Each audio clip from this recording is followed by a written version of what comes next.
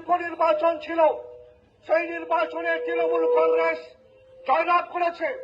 জয়লাভ করার পরে ওদের হামলাবাজি করতে হবে, বোম মেরে মানুষকে খুন করতে হবে, আতঙ্কের পরিবেশ তৈরি করতে হবে। কারণ আপনারা জানেন এমনিতেই প্রতিদিন একটার একটা কিছু ঘটছে। তৃণমূল কংগ্রেসের যে দুর্নীতি, তৃণমূল কংগ্রেসের যে অনাচার, অবিচার, অপশাসন প্রতিদিন ফাঁস হচ্ছে। তাই মানুষকে ওরা ভয় পাচ্ছে। সামান্য উপনির্বাচন জিতার পরেও সৌজন্য নেই। একটা বাচ্চা স্কুল ছাত্রী মেয়েকে বোমা মেরে তারা খুন করে।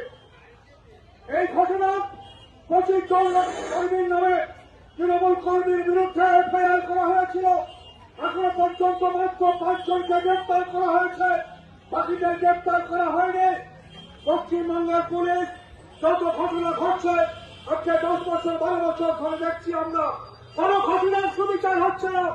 পুলিশি তদন্ত হয়, আবার কেন্দ্রীয় সরকারের যে গোয়েন্দা সংস্থা সিবিআই তারাও তদন্ত করে, কিন্তু কোন ঘটনার কোন বিচার সুবিচার পাওয়া যায় না, তদন্ত শেষ হয় না। সারদা তদন্ত শেষ হয়নি, সারদা তদন্ত শেষ হয়নি, আর্থিকার তদন্ত শেষ হয়নি।